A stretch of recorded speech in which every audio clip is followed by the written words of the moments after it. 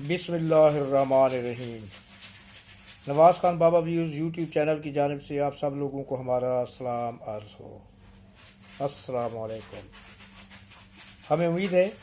कि आप लोग जहाँ जहाँ भी हैं अपने दोस्त अहबाब, अपने अजीज़ व अकारिब के साथ, अपने रिश्तेदारों के साथ, अपने अहल खाना के साथ, अपने ख़ानदान के साथ, अपने बच्चों के साथ ना सिर्फ ये कि बखैर व आफ़ियत होंगे बल्कि खुश व खुर्रम भी होंगे। हमारी अल्लाह ताला से दुआ है कि अल्लाह पाक आपकी खुशियों को तादेर सलामत रखे और उनमें इजाफ़ा फरमाए और आप हमेशा इसी तरह खुश व खुर्रम ज़िंदगी गुजारते रहें, आमीन। वीडियो में आगे बढ़ने से पहले हमेशा की तरह हमारी आपसे इल्तमास है कि आप हमारे चैनल को सब्सक्राइब करें। सब्सक्राइब करने के बाद चैनल के बेल आइकन के बटन को दबाना ना भूलें ताकि हमारे चैनल की जो वीडियोज़ हैं उनकी हर आने वाली वीडियो का नोटिफिकेशन बर वक्त आपको मिलता रहे। आप हमारा चैनल शेयर करें, लाइक करें और अगर मुनासिब समझें तो कमेंट्स के सेक्शन में जाके, कमेंट्स के कॉलम में जाके आप अपनी आरा का इजहार ज़रूर कीजिएगा। हमें आपकी राय का शिद्दत से इंतज़ार रहता है। शुक्रिया। आज का दिन बहुत ही तहलका खेज और हर जगह पर इमरान खान छाए हुए, चाहे वो किसी अच्छी बात में हो या उसके बरअक्स हो, मगर हर तरफ अदालतों से लेकर शहरों तक, अदालतों से लेकर सड़कों तक, अदालतों से लेकर गलियों तक आज इमरान खान का ही जिक्र है। उसकी कई वजूहात हैं। सबसे पहले तो एक तहलका खेज खबर ये थी जो आज ब्रेक हुई कि उनके इंतहाई करीबी काबिल भरोसा साथी जिनका ताल्लुक सियालकोट से है और जो नौजवानों की वजारत के वज़ीर थे, अमूर नौजवान के वज़ीर थे, नौजवानान के वज़ीर थे और उनके इंतहाई काबिल एतमाद साथी थे, जिन्होंने हर मुकाम पर, हर मुश्किल में उनको डिफेंड किया, उनका दिफा किया।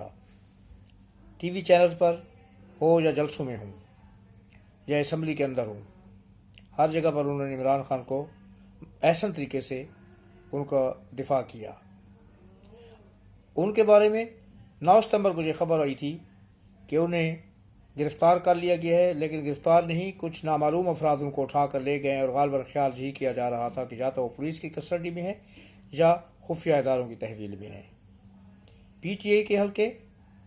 और उस्मान डार के फैमिली के कुछ लोग इसी चीज़ की निशानदेही कर रहे थे कि उनको गैब कर दिया गया है, उन्हें मिसिंग पर्सन में डाल दिया गया है, उनका कुछ पता नहीं कि वो कहाँ हैं। लेकिन आज उस्मान डार साहब ने एक बहुत बड़ा धमाका कर दिया और धमाका भी ऐसा कि उन्होंने इमरान खान की सियासत की बुनियादें हिलाकर रख दी। उस धमाके के नतीजे में पीटीआई तिलमिलाई हुई है और उस तिलमिलाहट में अजीब अजीब बेहुदा किस्म की, अजीब अजीब बेवकूफ़ाना किस्म के दावे किए जा रहे हैं, ट्वीट किए जा रहे हैं, सोशल मीडिया पर एक तूफान मचा दिया है। पहले तो आपको ये बताएं कि उन्होंने कहा क्या है और उन्होंने कहाँ पर ये कहा है। उस्मान डार साहब अचानक आज कामरान शहद साहब के प्रोग्राम ऑन द फ्रंट में नमूदार हुए और बज़ाहिर वो हशाश वशाश, सेहतमंद, खुश खुर्म लग रहे थे। किसी किस्म की परेशानी, किसी किस्म का दबाव, किसी किस्म की टेंशन उनके चेहरे पर नमूदार नहीं थी, कुछ नहीं दिखाई दे रही थी और बज़ाहिर ये लग रहा था कि वो जो कुछ भी कह रहे हैं बगैर किसी दबाव के कह रहे हैं, अपनी विल और विश से कह रहे हैं, अपनी मर्जी से कह रहे हैं। लेकिन पीटीआई के जो करता धरता हैं, पीटीआई के जो गुमाश्ते हैं, पीटीआई के जो चेले चपाटे हैं, बकौल मंसूर अली खान लौंडे रपाटे जो हैं, उन्होंने सोशल मीडिया पर एक शोर मचाया हुआ है कि जनाब ये ज़बरदस्ती बयान उनसे लिया गया, उनके ऊपर तशद्दुद करके उनको ये बयान देने पर मजबूर कर दिया गया है। पहले तो हम आते हैं انہوں نے کہا کیا ہے اس کے بعد اس کا پوسٹ مارٹم کرتے ہیں، اور اس چیز کا پوسٹ مارٹم کرتے ہیں کہ جو پی ٹی اے کے لوگ کہہ رہے ہیں اس میں کس حد تک حقیقت ہے اور کس حد تک حقیقت نہیں ہے۔ تو جناب کامران شاہد کے پروگرام میں سیدھا کامران شاہد نے سوال کیا کہ بتایا کہ جی یہ 9 مئی کے واقعات پر بات کریں گے، اور عثمان ڈار نے بھی اور کامران شاہد نے جی کہا کہ عثمان ڈار نے کامران شاہد سے وعدہ کیا ہوا تھا کہ کبھی ان کے گھر پر آئیں گے اور آ کے بات چیت کریں گے، کیونکہ وہ کامران شاہد کے ساتھ بہت ہی کمفرٹیبل محسوس کرتے ہیں۔ آپ نے دیکھا ہوگا کہ عثمان ڈار ہمیشہ کامران شاہد کے پروگرام آن دی فرنٹ میں ہمیشہ ہوتے تھے، تقریباً کوئی دن ہی کوئی پروگرام مس ہوتا تھا جس میں وہ نہیں ہوتے تھے، اور وہ وہاں پر کھل کے بات کیا کرتے تھے۔ تو شاید اسی چیز کو مد نظر رکھتے ہوئے انہوں نے آج بھی کامران شاہد کو فوقیت دی، ان کو ترجیح دی، اور انہیں کے پروگرام میں آ کے وہ پینڈورا باکس کھولا جس کی توقع کسی کو بھی نہیں تھی۔ انہوں نے 9 مئی اور اس سے پہلے جو پی ٹی اے کے دھرنے تھے ان کے بارے میں، فوج کے خلاف بیانیہ جو بنایا عمران صاحب نے ان کے بارے میں، جنرل باجوہ کے خلاف جو کچھ عمران صاحب نے کیا، اس کے بعد جنرل عاصم منیر صاحب کے ساتھ جو کچھ عمران خان نے کرنے کی کوشش کی، ان سب کا جو ہے ان سب موضوعات کا احاطہ کیا ہے اور بڑی سیر حاصل گفتگو کی ہے، اور انہوں نے بہت سے چھپے ہوئے رازوں سے پردہ اٹھایا ہے۔ انہوں نے یہ بات بتائی کہ جو لانگ مارچ تھا عمران صاحب کا، اس کا ایک خاصا بڑا جو تھا حلقہ اس کا پی ٹی اے کا، وہ اس چیز کا مخالف تھا۔ وہ نہیں چاہتے تھے کہ نومبر میں لانگ مارچ کیا جائے۔ اس میں انہوں نے، آپ لوگوں کو یاد ہوگا کہ جو آزاد کشمیر کے سابق وزیر اعظم تھے عمران صاحب کی پارٹی کے پی ٹی اے کے، سردار الیاس تنویر، انہوں نے بھی اس چیز کا ذکر کیا تھا بہت پہلے، کہ میں نے بھی ان کو منع کیا تھا کہ نومبر میں آزاد کشمیر میں الیکشن ہونے والے ہیں، تو آپ یہ لانگ مارچ نہ کریں۔ تو اس کا جواب عمران صاحب نے یہ دیا تھا کہ اگر میں یہ لانگ مارچ نہیں کروں گا تو پھر تو حکومت جو ہے وہ جنرل عاصم منیر کو آرمی چیف کے طور پر تعینات کر دے گی۔ تو اس کا مطلب یہ ہوا کہ لانگ مارچ کا صرف اور صرف ایک مقصد تھا کہ جنرل عاصم منیر صاحب کی تعیناتی as a chief of army staff روکنا، اس کا اور کچھ مقصد نہیں تھا۔ صرف جنرل عاصم منیر صاحب کو چیف آف آرمی اسٹاف نہ بننے دینے کا ایک کوشش تھی، ناکام کوشش تھی، اور اس سے وہ لانگ مارچ راستے میں ختم بھی کر دیا انہوں نے۔ دھرنا چڑھنا تو نہیں دیا نا، دعویٰ تو یہ تھا کہ دھرنا دیں گے، اس سے کہ ان ڈیٹس میں عاصم منیر صاحب کی تعیناتی ہو چکی تھی، مقصد فوت ہو گیا۔ اس کے بعد 9 مئی کے حوالے سے عثمان ڈار صاحب نے یہ بتایا کہ یہ ایک سوچا سمجھا منصوبہ تھا، اور یہ منصوبہ عمران صاحب نے خود ہی بنایا تھا، اور اس میں وہ 110% شریک تھے، اس لیے کہ انہوں نے خود اپنی زبان سے اپنے ارکان کو، اپنے کارکنوں کو، پارٹی کے کارکنوں کو، پارٹی کے لیڈرز کو یہ کہا تھا کہ کوئی نہ کوئی ایسا کام ہونا چاہیے کہ جس سے چیف آف آرمی اسٹاف کے اوپر حرف آئے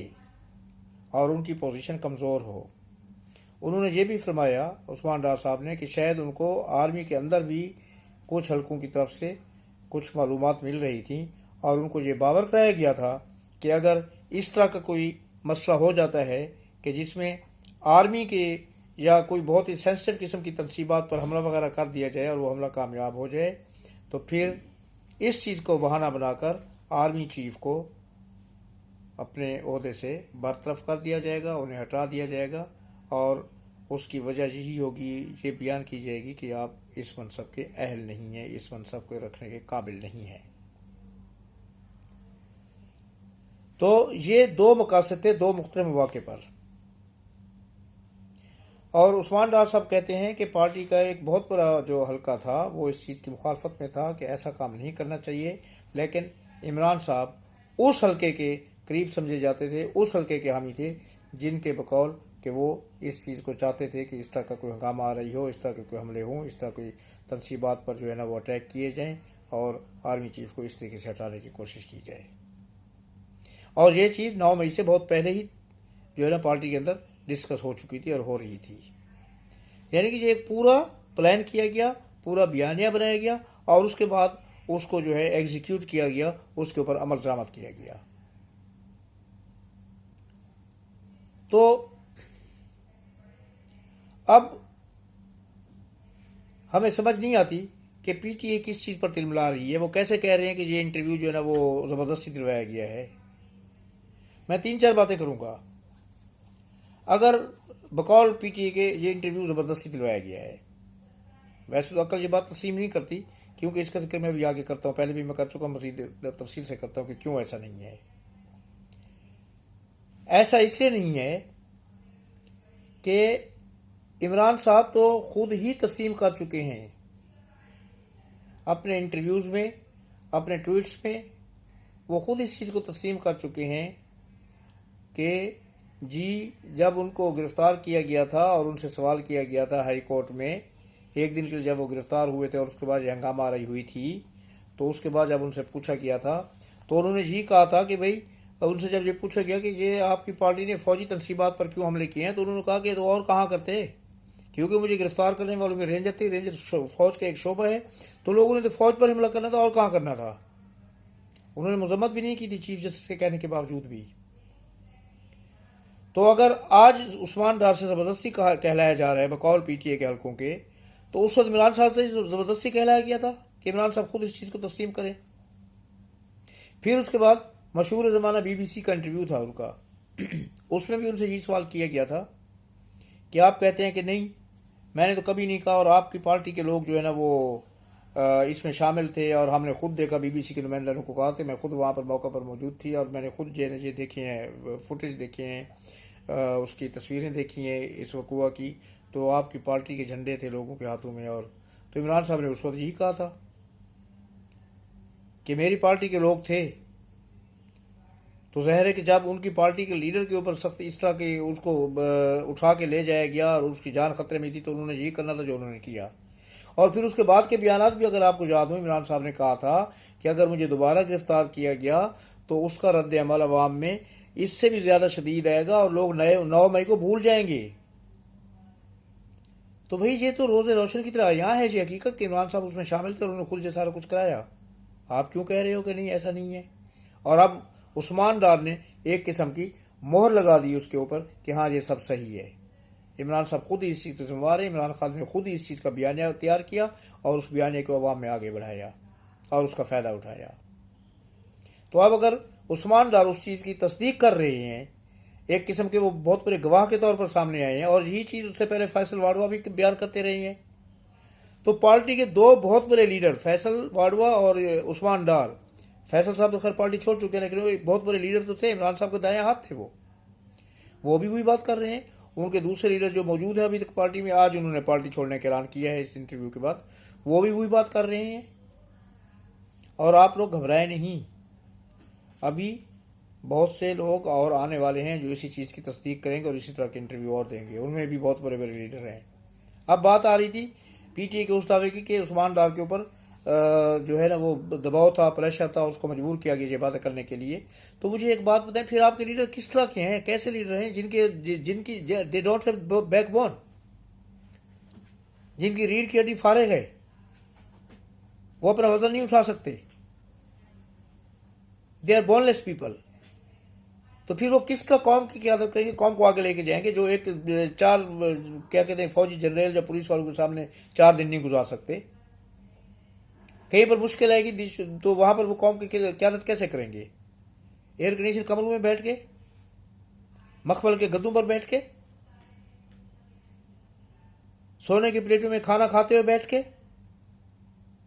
کیا مجھے سمجھ نہیں آتی کس چیز کی بات کرتے ہیں آپ، کیسی باتیں کرتے ہیں آپ لوگ، سمجھ نہیں آتی، سمجھا کے تھک جاتے ہیں۔ ان کے ذہن پر ایک خناس سوار ہے، عمران خان کا نام ان کے دماغوں میں گھسا ہوا ہے اور کچھ نہیں ہے۔ او بھائی عقل کے اندھو، تھوڑا سا عقل سے کام لو، ہمارے لیے نہ سی، اپنے لیے، اپنی آنے والی نسلوں کے لیے۔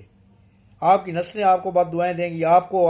کے ماں باپ کو بد دعائیں دیں گی، اپنے ماں باپ کو بد دعائیں دیں گی کہ ہمارے ماں باپ کس کے پیچھے، کیونکہ اس وقت بچے جب جوان ہوں گے تو آپ لوگ بوڑھے ہو چکے ہوں گے، جو آج کل کے نوجوان ہیں، کہ ہمارے ماں باپ نے کس مصیبت میں ڈالنے کی کوشش کی تھی۔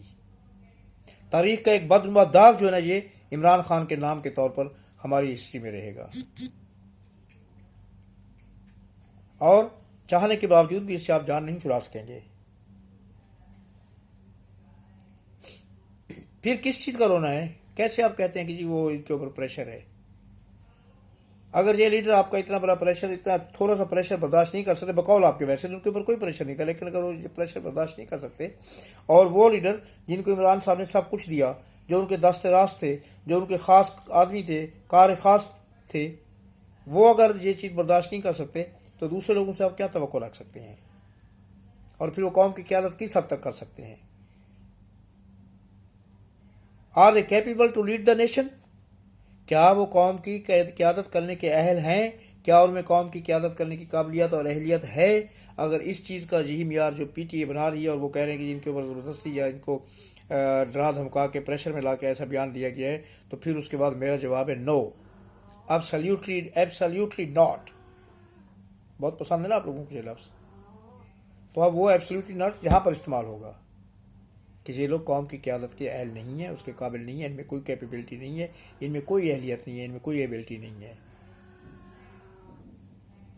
عقل کے ناخن لو، اپنی آنکھیں اور اپنا دماغ کھولو اور اس میں وسعت پیدا کرو۔ Thank you very much. آج کے لیے اتنا ہی کافی ہے۔ یا زندہ صحبت باقی تو انشاءاللہ پھر بہت جلد اگلے ویڈیو کے ساتھ آپ کی خدمت میں حاضر ہوں گے۔ اس وقت تک کے لیے اجازت دیجیے۔ اللہ پاک آپ کو اپنی حفظ و امان میں رکھے۔ اللہ آپ کا حامی و ناصر ہو۔ اللہ نگہبان۔ اللہ حافظ۔ السلام علیکم اور شکریہ۔